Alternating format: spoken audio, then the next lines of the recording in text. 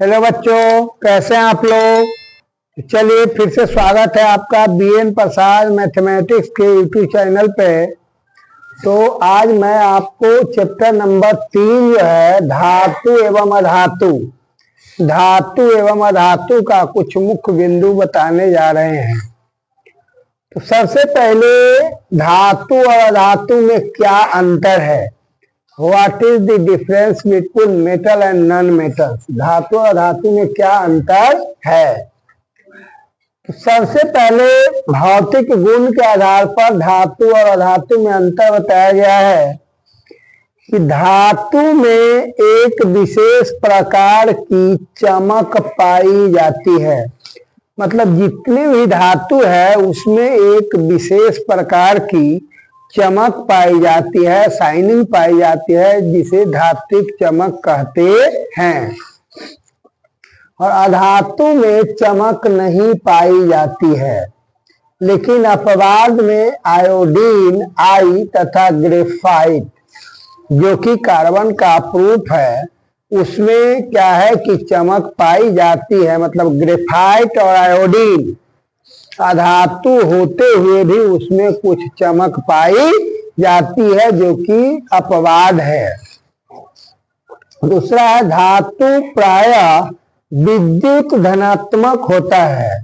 धातु क्या होता है? विद्युत धनात्मक होता है, जबकि अधातु प्रायः विद्युत ऋणात्मक होता है। अपवाद में हाइड्रोजन कभी धनात्मक तो कभी ऋणात्मक होता है। मतलब हाइड्रोजन दो प्रकार की प्रवृत्ति रखता है।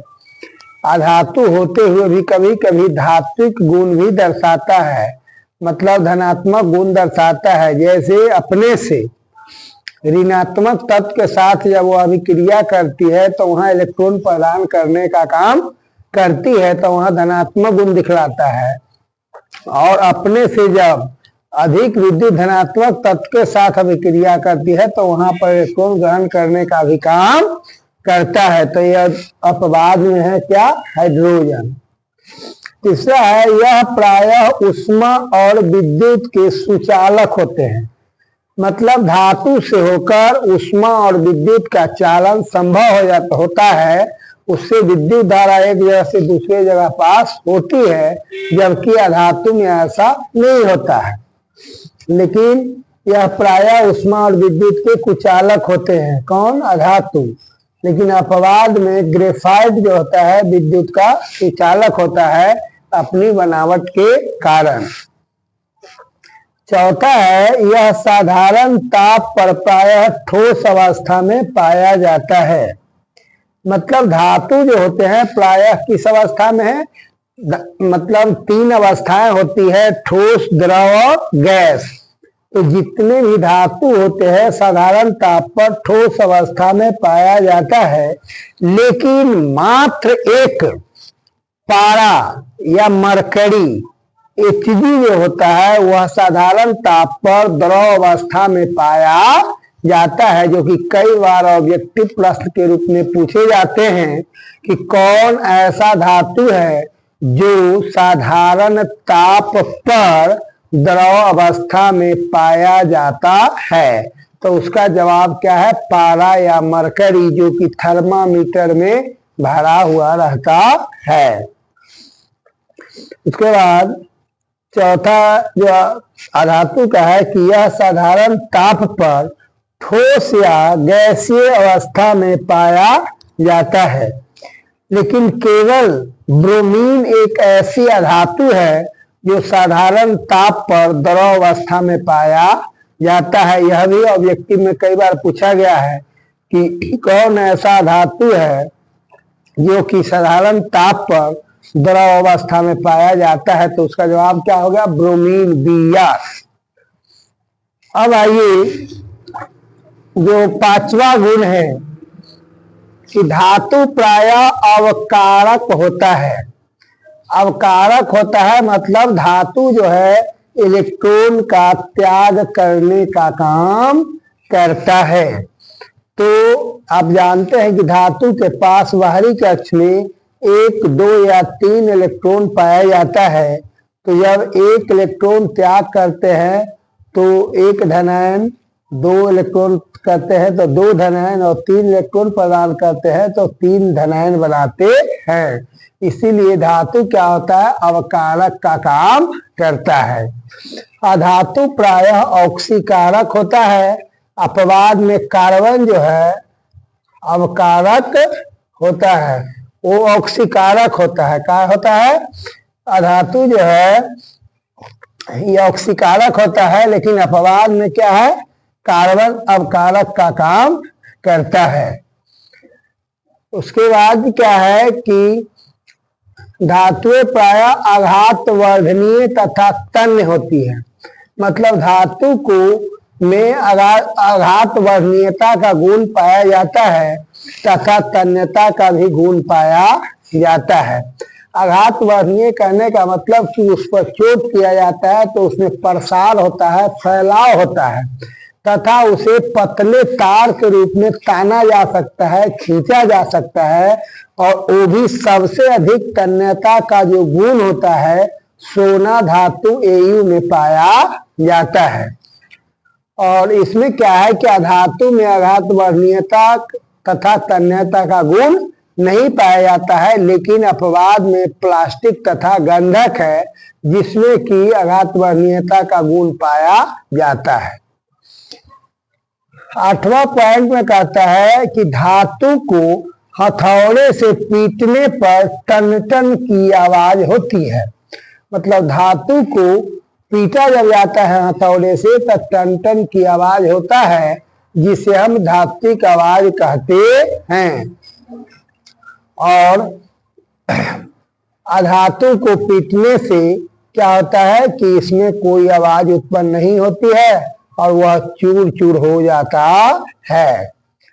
7वां पॉइंट यह है इसका कि इसका घनत्व, धातु का जो घनत्व होता है, धातु का घनत्व उच्च होता है, उसका घनत्व जो होता है उच्च। घनत्व कहने का मतलब है धातु के जो अणु होते हैं वे एक दूसरे के बिल्कुल निकट होते हैं, कोई स्थान खाली नहीं होता है, इसीलिए वह ठोस अवस्था में पाया जाता है। लेकिन इसका जो घनत्व होता है निम्न होता है, मतलब उसके कण जो होता है उसके बीच में कुछ गैपिंग स्थान होता है, इसलिए उसका घनत्व क्या होता है, कम होता है। उसके बाद आपको अब जो है तो ये 8 प्रकार का भौतिक गुण में अंतर आपको बताया गया है धातु और अधातु में। अब है रासायनिक गुण के आधार पर धातु और अधातु में क्या अंतर होता है। पहला है कि धातुओं के परमाणु धनायन बनाते हैं। जैसे Na, सोडियम के बाहरी कक्ष में 1 इलेक्ट्रॉन है, इसलिए वह 1 इलेक्ट्रॉन त्याग कर Na के ऊपर प्लस, पोटेशियम के प्लस Ca, 2 इलेक्ट्रॉन का त्याग करके Ca2 प्लस, एल्युमिनियम 3 इलेक्ट्रॉन का त्याग करके Al3 प्लस, मैग्नीशियम 2 इलेक्ट्रॉन का त्याग करके Mg2 प्लस, तथा फेरस 3 प्लस, Fe2 प्लस इत्यादि धनायन बनाने का काम करते हैं। लेकिन अधातु के परमाणु क्या होते हैं, ऋणायन बनाते हैं। मतलब वो 1 इलेक्ट्रॉन या 2 इलेक्ट्रॉन या 3 इलेक्ट्रॉन ग्रहण करके क्या करते हैं, ऋण आयन बनाने का काम करते हैं। तो जब 1 इलेक्ट्रॉन ग्रहण करते हैं तो उस पर 1 माइनस आवेश, 2 इलेक्ट्रॉन ग्रहण करते हैं तो 2 माइनस आवेश, तथा जब 3 इलेक्ट्रॉन ग्रहण करते हैं तो 3 माइनस आवेश उस पर उत्पन्न होता है। जैसे chlorine Cl minus, bromine Br minus, sulphur 2 minus, iodine 1 minus होता है, तो ऋणायन बनाते हैं। दूसरा है कि धातुओं के ऑक्साइड भास्मिक या क्षारीय प्रवृत्ति के होते हैं। जैसे यहाँ देखिए Na2O sodium oxide, K2O potassium oxide, CaO calcium oxide, यह जो है सब धातु के ऑक्साइड है, इसलिए इसकी प्रवृत्ति क्षारीय होती है। अब कहिएगा कैसे, मैं रिएक्शन लिख के बता रहा हूं आपको कि Na2O सोडियम ऑक्साइड जब जल के साथ अभिक्रिया करती है तो 2NaOH बनता है, यानी सोडियम हाइड्रोक्साइड बनता है। यहाँ OH उपस्थित है, इसलिए क्षारीय प्रवृत्ति का हुआ। दूसरा है CO, कैल्शियम ऑक्साइड। इसको जब जल से अभिक्रिया कराते हैं तो बूझा चूना CaOH का होल 2 बनता है, इसीलिए इसके ऑक्साइड क्या होते हैं, क्षारीय अभास्मिक प्रवृत्ति के होते हैं। अधातुओं के ऑक्साइड अम्लीय प्रवृत्ति के होते हैं, जैसे CO2, SO2 sulphur dioxide, carbon dioxide. अब यहाँ देखिए कि कार्बन डाइऑक्साइड की अभिक्रिया जब हम जल के साथ कराते हैं तो H2CO3 कार्बोनिक अम्ल बनता है। तो जो ये अम्लीय प्रवृत्ति का हो गया, उसी प्रकार से SO2 plus H2O H2SO3 sulphurous अम्ल बनाने का काम करता है, जो कि अम्ल प्रवृत्ति का होता है। इसलिए अधातु के ऑक्साइड अम्लीय प्रवृत्ति के और धातु के ऑक्साइड क्षारीय प्रवृत्ति के होते हैं। तीसरा कहता है कि धातुएं तनु अम्ल से अभिक्रिया करके हाइड्रोजन गैस बनाती है। तो तनु का क्या मतलब होता है, तो मान लिया जाए कि वह हाइड्रोक्लोरिक अम्ल हो, चाहे सल्फ्यूरिक अम्ल हो, चाहे नाइट्रिक अम्ल हो, तो अम्ल का जो ओरिजिनल होता है उसमें हम क्या करते हैं कि जल मिलाते हैं। तो अगर जल की मात्रा थोड़ा सा और मान लीजिए 10% जल हो और 90% अम्ल हो, तो उसको हम सांद्र अम्ल कहते हैं। 15% 20% तक उसको सांद्र कहेंगे। लेकिन यदि मान लिया कि आधे अगर हम उसमें पानी मिला देते हैं, 50% अम्ल और 50% जल, तो उसको तनु विलयन कहा जाएगा। ऐसा भी हो सकता है कि 60% ही हम जल मिला दें और 40% अम्ल हो, तो उसको तनु अम्ल कहते हैं। तो तनु अम्ल से जब धातु की अभिक्रिया कराई जाती है तो वह हाइड्रोजन गैस प्रदान करता है। तो देखिए यहाँ Zn जिंक धातु है, जो कि H2SO4 से अभिक्रिया जब हम कराते हैं तो ZnSO4 मतलब जिंक सल्फेट बनता है तथा हाइड्रोजन गैस निकलने का काम होता है। लेकिन अधातुएं तनु अम्ल से कोई अभिक्रिया नहीं करती है।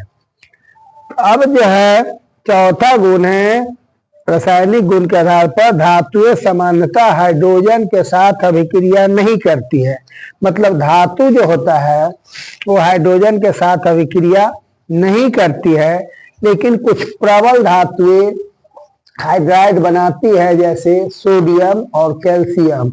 वो है हाइड्रोजन से अभिक्रिया करके क्या करती है कि उसका हाइड्राइड बनाने का काम करती है। लेकिन मतलब सभी धातुएं जो है तनु अम्ल से अभिक्रिया नहीं करती है। तो अब आइए आपको कि अधातुएं हाइड्रोजन के साथ अभिक्रिया करके सहसंयोजक यौगिक बनाती है, जैसे NH3 ammonia, PH3 phosphine, H2O जल। मतलब क्या है कि अधातुएं प्रायः हाइड्रोजन से अभिक्रिया करके क्या करती है, सहसंयोजक यौगिक। सहसंयोजक यौगिक किसे कहते हैं, जब इलेक्ट्रॉन की साझेदारी होता है तो उसे सहसंयोजक यौगिक कहा जाता है। तो यहाँ पे क्या करता है कि अधातु सहसंयोजक यौगिक बनाने का काम करता है, लेकिन धातुएं प्रायः वो ऐसा नहीं करता है। पांचवा है कि धातु के बाहरी कक्ष में 1, 2 या 3 इलेक्ट्रॉन पाया जाता है, जबकि अधातु के बाहरी कक्ष में 5, 6 या 7 इलेक्ट्रॉन पाया जाता है। इस प्रकार से धातु और अधातु में आप अंतर बता सकते हैं। तो लॉन्ग क्वेश्चन के रूप में पूछा जाता है कि धातु और अधातु में क्या अंतर है, और इस पर बहुत सारे ऑब्जेक्टिव प्रश्न बनते हैं। इसीलिए आप इतना पॉइंट को जब आप याद रखेंगे तो धातु और धातु से कोई भी क्वेश्चन आपको ऑब्जेक्टिव और सब्जेक्टिव में पूछेगा तो आप जरूर से जरूर जवाब देंगे। तो देखते रहिए BN प्रसाद मैथमेटिक्स का YouTube चैनल और उससे लाभ लेते रहिए। वीडियो को लाइक करें और चैनल को सब्सक्राइब जरूर करें और अपने दोस्तों को भी बताएं, ताकि सब्सक्राइब करने से क्या फायदा आपको है कि जो भी वीडियो डलाया जाएगा तुरंत आपके पास पहुंच जाएगा, उसको देख करके आप लाभ ले सकते हैं। तो जय हिंद, जय भारत।